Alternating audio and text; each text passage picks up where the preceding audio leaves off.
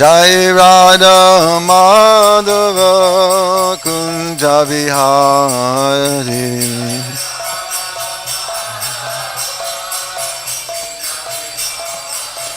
Jai Radha Madhava Kunja Vihari.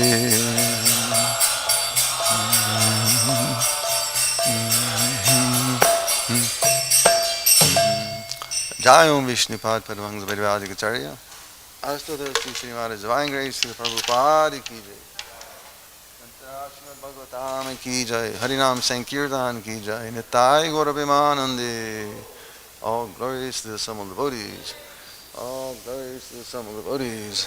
All glories to the sum of the devotees. All glories to Sri Guru and Sri Gauranga.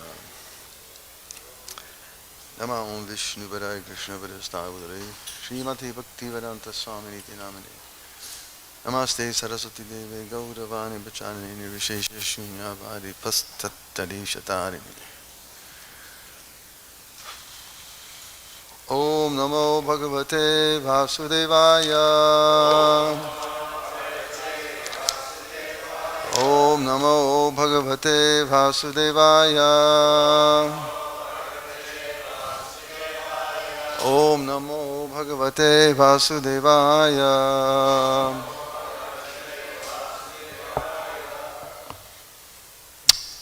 If we could please say the introduction together in the Krishna book. Everyone knows this, right? Krishna, Krishna, Krishna, Krishna, Krishna, Krishna, Krishna, hey. Krishna, Krishna, Krishna, Krishna, Krishna, Krishna, Krishna, Krishna, Krishna, Rakshamam. Krishna, Krishna, Krishna, Krishna, Krishna, Krishna, Pahimam. Rama Raghava, Rama Raghava, Rama Raghava, Rakshamam. Krishna Keshava, Krishna Keshava, Krishna Keshava, Pahimam. So we're reading from Srimad Bhagavatam, 10th canto, and Srila Prabhupada's Krishna book translation and commentary. And today we're going to be reading from chapter 81,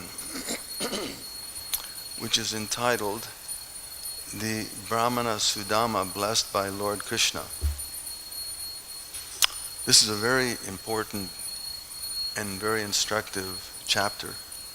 And Srila Prabhupada tells us why in the last paragraph of this whole pastime.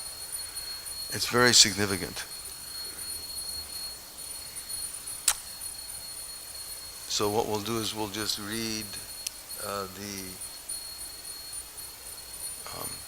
translations that Prabhupada has given and commentary and add a couple little things here and there just so that we can better appreciate this wonderful exchange that the Lord had with his dear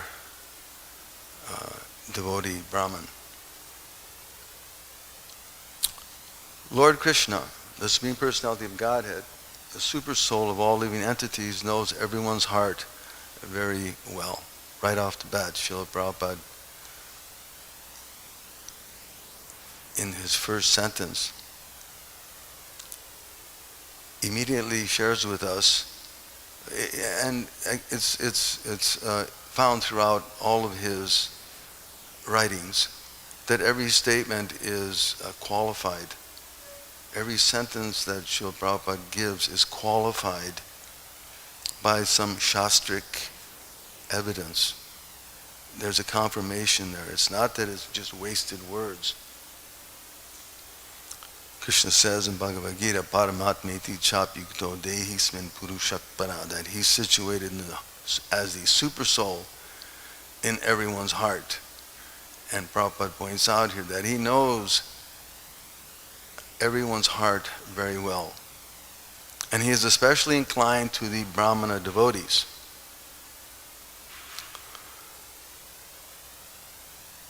Also in the Bhagavatam, we hear Sadhavo hridayam mayam, sadhunam hridayam toham. Especially the brahmanas, the devotees of the Lord, the um, Vaishnava Brahmins, are very dear to the Lord. He keeps them within his heart. He's situated, the devotees are situated within his heart. Sadhunam hridayam toham. And also these sadhus, they're always keeping the Lord within their heart. So it's a beautiful exchange. And this is the unique quality of Lord Krishna, in that he has beautiful exchanges with his devotees. It's one of the principal unique qualities about the Lord, not only his beauty, but his and playing of the flute, but he has a specific connection with his devotees. He's especially inclined to the Brahmana devotees. Lord Krishna is also called Brahmanya Devaya. We recite this regularly, right? Namo Brahmanya Devaya, Go Brahmanitaya Cha. The Lord is worshipped by the Brahminical class of men. By the Brahminical class, the Lord is honored, which means that he is worshipped by the Brahmanas. Therefore, it is understood that a devotee who is fully surrendered unto the Supreme Personality of Godhead has already acquired the position of a Brahmana. Without becoming a Brahmana, one cannot approach the Supreme Brahman, Lord Krishna. Krishna is especially concerned with vanquishing the distress of his devotees, and he is the only shelter of pure devotees. This, again, the Brahminical class is so critical in human society. Krishna says that again in Bhagavad Gita, where there are different types of individuals that surrender, right?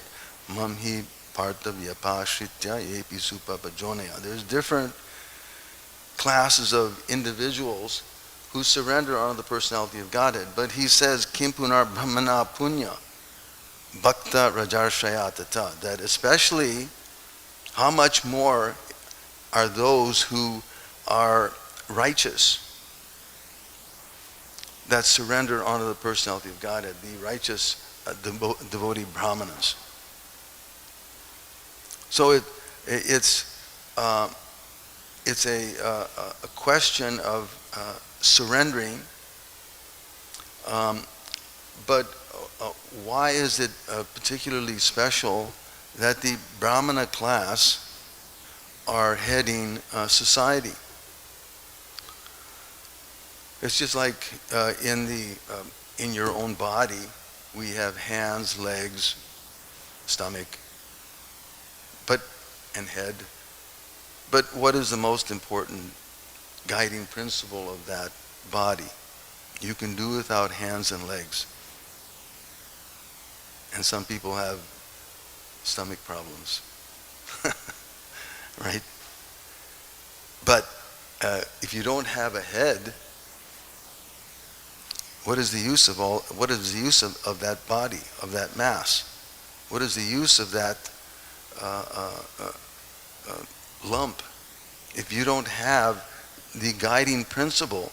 So similarly, we can have so many societies and divisions and associations, but unless that head is there, that guidance is there, there's something missing. And again, the different classes have different qualities, right? The Sudras have a certain quality, the Vaishyas have certain qualities and duties, the Kshatriyas have certain qualities and duties, Soryam Tejo Ditir Dakshe, right? They're heroic, or they're powerful, or they're determined, they're resourceful. But unless there's some guidance to all of that, unless there's some leadership, some stability and purity, right? Samoda mastapag saucham shantir evam shantir what is it? Right. That there has to be some purity, saucham, shantir, arjavam, shanti, there has to be some tolerance. Arjavam, there has to be some sort of honesty, which is, it's critical for having a normal society or a productive or successful society. So the Brahmana class is there to give that leadership. And as we can see in the present age, for lack of purity, tolerance, or honesty, the society is in great turmoil. It's become completely degraded. And Bhagavatam predicts that. Asangskrita kriyahina rajasatama sabritya. That because the leaders of society will not be purified by Vedic rituals, and they're lacking in practice of the regulative principles, they'll be covered by passion and ignorance. And we can see that practically every day, that because the heads of society, these so-called leaders, are totally in ignorance, totally in tamagun. They have no idea how to become purified. They have no idea what the Vedic rituals are and the regulative principles. There's just no idea whatsoever. That's why this story this pastime is so significant, because it establishes how important the Brahminical culture is in human society. Because the leaders are misguiding people. They're such bad examples. There's no honesty. It's total chaos. And as a result, the citizens, as Bhagavatam predicts, will feel so oppressed that they'll run to the forests. They'll run away to get from all of it. So, what is the solution? The solution is establishing a Vedic society, Vedic culture, a Brahminical culture. And the Lord here is showing by practical example how the Brahmanas should be honored. Lord Krishna engaged in a long time in talking with Sudama Vipra about their past association. Just see how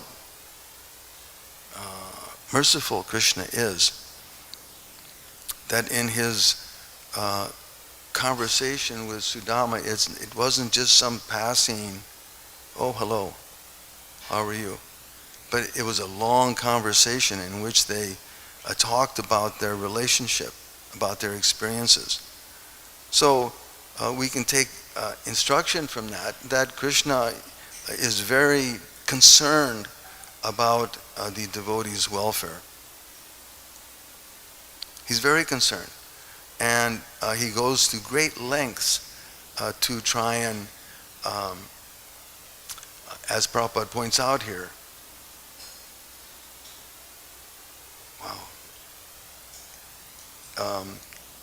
concerned with vanquishing the distress of his devotees. And he is the only shelter of pure devotees. Krishna has a great concern in vanquishing the distress of his devotees. And as we heard so nicely the other day, that he comes in the form of Chaitanya Mahaprabhu to spread the Sankirtan movement for that purpose. Lord Krishna engaged in a long time in talking with Sudama Vipra about their past association. Then, just to enjoy the company of an old friend, Lord Krishna began to smile and asked, "My dear friend, what have you brought for me? Has your wife given you some nice edible for me?" While addressing his friend, Lord Krishna looked upon him and smiled with great love. He continued, "My dear friend, you must have brought some presentation for me from your home." Lord Krishna knew well that Sudama was hesitating to present him with the paltry chipped rice, which was actually unfit for his eating. Understanding the mind of Sudama Vipra, the Lord said, "My dear friend, I am certainly not in need of anything. But if my devotee gives me something as an offering of love, even though it may be very insignificant, I accept it with great pleasure. On the other hand, if a person is not a devotee, even though he may offer me very valuable things, I do not like to accept them. I actually accept only things offered to me in devotion and love. Otherwise, however valuable a thing may be, I do not accept it." What is that pastime? I believe it's in one of the Krishna book stories where Krishna is offered the peel instead of the... went to the home of Vidura.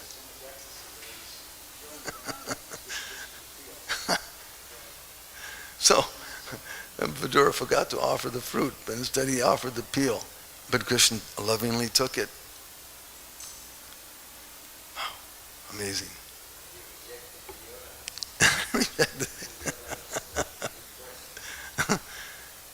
If my pure devotee offers me even the most insignificant things, a little flower, patram pushpam pulam toyam, as Krishna says, a little piece of leaf, a little water, but saturates the offering in devotional love, then not only do I gladly accept such an offering, but I eat it with great pleasure. Lord Krishna assured Sudama Vipra that he would be very glad to accept the chipped rice he had brought from home. Yet out of great shyness, Sudama Vipra hesitated to present it to the Lord. He was thinking, how can I offer such an insignificant thing to Krishna? And he simply bowed his head. Just see the humility of the devotees. It's not that we should become puffed up and we have something significant to offer Krishna. Lord Krishna, the Super Soul, knows everything in everyone's heart.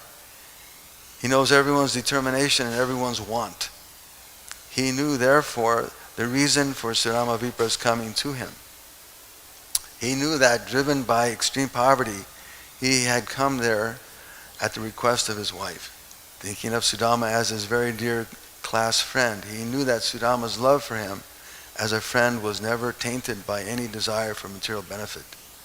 Lord Krishna thought, Sudama has not come asking anything from me. Being obliged by the request of his wife, he has come to see me just to please her. Lord Krishna therefore decided that he would give more material opulence to Sudama Vipra than could be imagined even by the King of Heaven. The Bhagavatam explains, Nasarayati mam jogo, Krishna speaking to Uddhava. Na sankyam adharma Uddhava. He's speaking to Uddhava.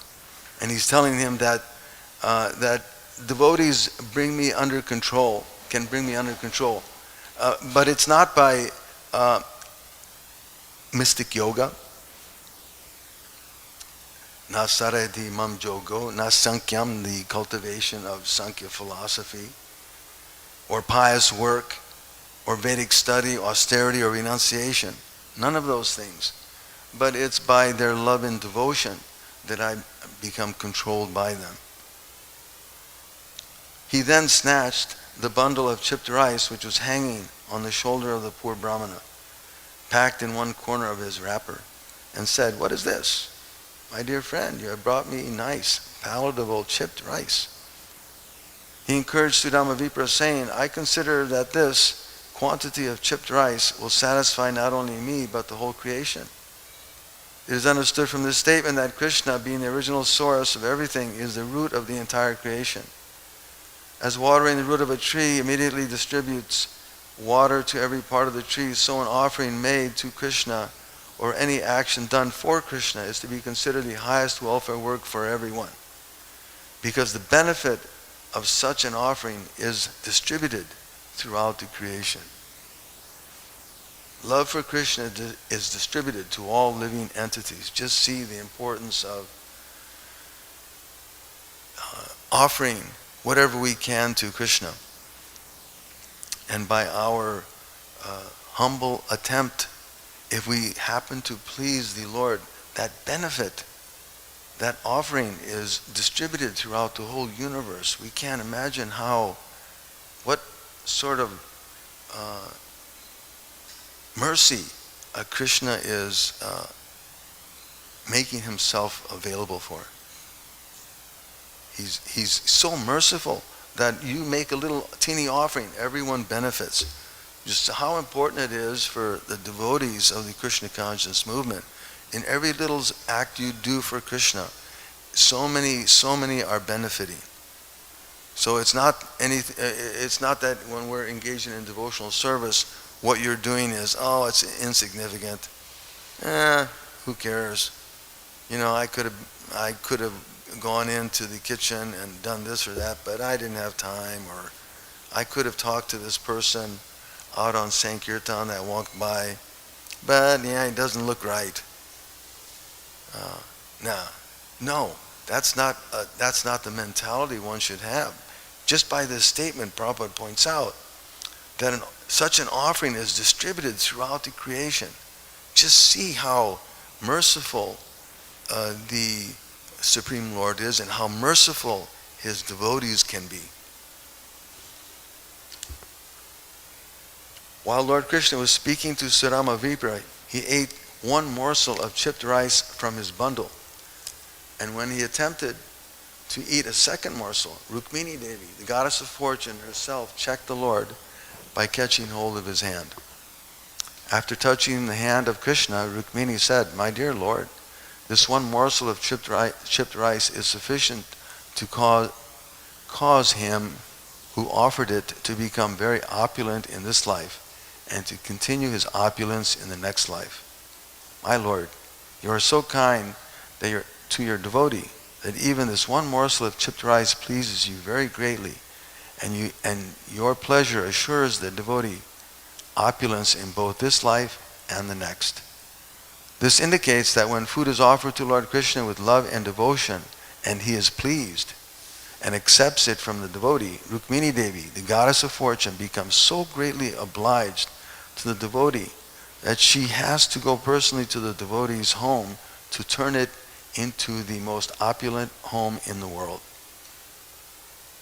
If one feeds Narayan sumptuously, the goddess of fortune, Lakshmi, automatically becomes a guest in one's house, which means that one's home becomes opulent. The learned Brahmana Sudama passed that night at the house of Lord Krishna, and while there he felt as if he were living on a Vaikuntha planet. Actually, he was living in Vaikuntha, because whether Lord Krishna, the original Narayan, and Rukmini Devi, the goddess of fortune, live, is not different from these spiritual planets. Where they live is not different from these spiritual planets, Vaikuntha Loka. The learned Brahmana Sudama did not appear to have received anything substantial from Lord Krishna while at his palace. Yet he did not ask anything from the Lord. The next morning he started for his home thinking always about his reception by Krishna, and thus he merged in transcendental bliss. It's a very interesting point here that Prabhupada makes. All the way home he simply remembered the dealings of Lord Krishna, and he felt very happy to have seen the Lord. In other words, when we engage in Krishna's service, it's not a business deal. It's important that when we're engaged in devotional service, that this is not a business arrangement, that I'm here serving you and I expect something, or I'll do this service if, or only, or when. No. It's not a business deal. The Brahmana thought, it is most pleasurable to see Lord Krishna, who is most devoted to the Brahmanas. How great a lover he is of the Brahminical culture. He is the supreme Brahman himself, yet he reciprocates with the Brahmanas. He also respects the Brahmanas so much that he embraced to his chest such a poor Brahmana as me, although he never embraces anyone to his chest except the goddess of fortune. How can there be any comparison between me, a poor sinful Brahmana, and the Supreme Lord Krishna, who is the only shelter of the goddess of fortune? Yet, considering me a Brahmana with heartfelt pleasure, he embraced me in his two transcendental arms. Lord Krishna was so kind to me that he allowed me to sit on the same bedstead where the goddess of fortune lies down. He considered me his real brother. How can I appreciate my obligation to him? When I was tired, Srimati Rukmini Devi, the goddess of fortune, began to fan me, holding the chamara whisk in her own hand. She never considered her exalted position as the first queen of Lord Krishna. I was rendered service by the Supreme Personality of Godhead because of his high regard for the Brahmanas, and by massaging my legs and feeding me with his own hand, he practically worshipped me. Aspiring for elevation to the heavenly planets, liberation, all kinds of material opulence, or perfection in the powers of mystic yoga, everyone throughout the universe worships the lotus feet of Lord Krishna. Yet the Lord was so kind to me that he did not give me even a farthing, knowing very well that I am a poverty-stricken man who, if I got some money, might become puffed up and mad after material opulence, and so forget him. Wow. Very instructive. Isn't that what Prahlad also, he says like that, Yadi dasyasi me kaman varangstang paradarshabha. When Nrsingadev wanted to offer him something, Prahlad said, no. This is not some business arrangement. But if you at all want to give me some benediction, then I pray that within the core of my heart all the material desires be taken, removed. This is the mentality of the devotee. We don't, again, approach or engage in Krishna's service because there's some profit or gain on my point, on my side. No. But if Krishna wants to offer something, just at least remove the material desires which are there deep within my heart. Thinking in this way, the Lord Brahmana gradually reached his own home. But there he saw that everything was wonderfully changed. He saw that in place of his cottage there were big palaces made of valuable stones and jewels, glittering like the sun, moon, and rays of fire. Not only were there big palaces, but at intervals there were beautifully decorated parks in which many beautiful men and women were strolling. In those parks there were nice lakes full of lotus flowers and beautiful lilies, and there were flocks of multicolored birds. Seeing the wonderful conversion of his native place, the Brahmana began to think to himself, how am I seeing all of these changes? All these changes. Does this place belong to me or to someone else? If it is the same place where I used to live, then how has it so wonderfully changed? While the learned Brahmana was considering this, a group of beautiful men and women with features resembling those of the demigods, accompanied by musical chanters, approached to welcome him. All were singing auspicious songs. The wife of the Brahmana was very glad to hear the tidings of her husband's arrival, and with great haste she came out of the palace. The Brahmana's wife appeared so beautiful that it seemed as if the goddess of fortune herself had come to receive him. As soon as she saw her husband present before her, tears of joy fell from her eyes, and her voice became so choked up that she could not even address her husband. She simply closed her eyes in ecstasy. But with great love and affection, she bowed down before her husband, and within herself she thought of embracing him. She was fully decorated with a gold necklace and ornaments, and while standing among the maidservants, she appeared like a demigod's wife, just alighting from an airplane. The Brahmana was surprised to see his wife so beautiful and in great affection, and without saying a word, he entered the palace with her. When the Brahmana entered his personal apartment in the palace, he saw that it was not an apartment but the residence of the King of Heaven. The palace was surrounded by many columns of jewels. The couches and the bedsteads were made of ivory and bedecked with gold and jewels, and the bedding was as white and as the foam of milk, and as soft as a lotus. There were many whisks hanging from the golden rods, from golden rods, and many golden thrones with sitting cushions as soft as lotus flowers. In various places there were velvet and silken canopies, with laces of pearls hanging all around. The structure of the building stood on excellent transparent marble, with engravings made of emerald stones.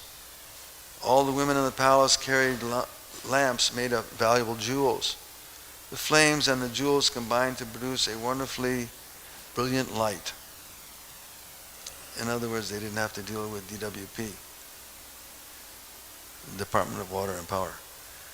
When the Brahmana saw his position suddenly changed to one of opulence, and when he could not determine the cause for such a sudden change, he began to consider very gravely how it had happened.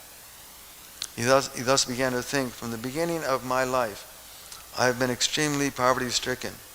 So what could be the cause of such great and sudden opulence?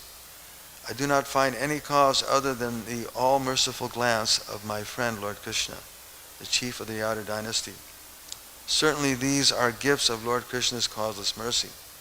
The Lord is self-sufficient, the husband of the goddess of fortune, and thus he is always full with 6 opulences. He can understand the mind of his devotee, and he sumptuously fulfills the devotee's desires. All these are acts of my friend Lord Krishna, my beautiful dark friend Krishna, so far more liberal than the cloud, is far more liberal than the cloud, which can fill the great ocean with water. Without disturbing the cultivator with rain during the day, the cloud brings liberal rain at night just to satisfy him. And yet when the cultivator wakes up in the morning, he thinks that it has not rained enough. Similarly,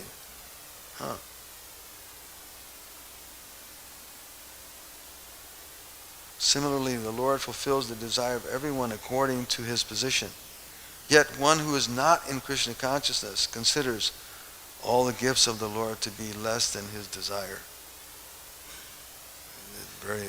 Very instructive that there's no end to that lust and greed in the material world. Krishna explains that in Bhagavad Gita. There's no end to it. You can get this and this, and you can get so much. And again, we're seeing practically in the present society that those who have never have enough. They always want more and more and more. On the other hand, when the Lord receives a little thing in love and affection from his devotee, he considers it a great and valuable gift. I am a vivid example of this. I simply offered him a morsel of chipped rice, and in exchange he has given me opulences greater than those of the King of Heaven. What the devotee actually offers the Lord is not needed by the Lord, for he is self-sufficient.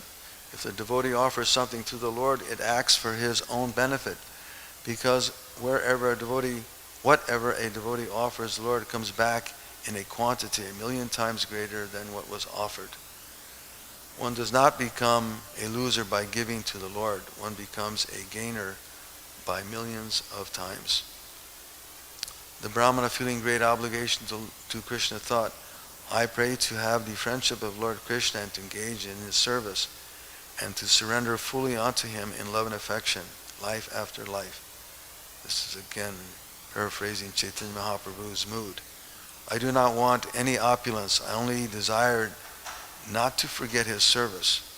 I simply wish to be associated with his pure devotees, right? Adanam Najanam Sundari. There's no other interest on the part of the devotee. May my mind and activities be always engaged in his service. The unborn Supreme Personality of Godhead, Krishna, knows that many great personalities have fallen from their positions because of extravagant opulence. Therefore, even when his devotee asks for some opulence from him, the Lord sometimes does not give it. He is very cautious about his devotees, because a devotee in an immature position of devotional service may, if offered great opulence, fall from his position due to being in the material world. The Lord does not offer opulence to him. This is another manifestation of the causeless mercy of the Lord upon his devotee. His first interest is that the devotee not fall. He is exactly like a well-wishing father who does not give much wealth into the hand of his immature son, but who, when the son is grown up and knows how to spend money, gives him the whole treasure house. So sometimes we may question why I'm working so hard, I'm not getting. But actually, Krishna knows better. Right? Just like a small child may want, and the parent knows how to regulate that giving for the betterment of that child. So also Krishna, he knows what's best. And sometimes we may not understand, maybe I'm not making advancement as I should. Or why am I still full of material desires? Why am I being harassed by the material energy in my mind? One simply has to be determined, dhritta vrata. You simply be determined to practice step by step the processes, the regulative principles of Krishna consciousness, and then the results will come in due course. But Krishna knows best. The learned Brahmana thus concluded that whatever opulences he had received from the Lord should be not used for his extravagant sense gratification, but for the service of the Lord.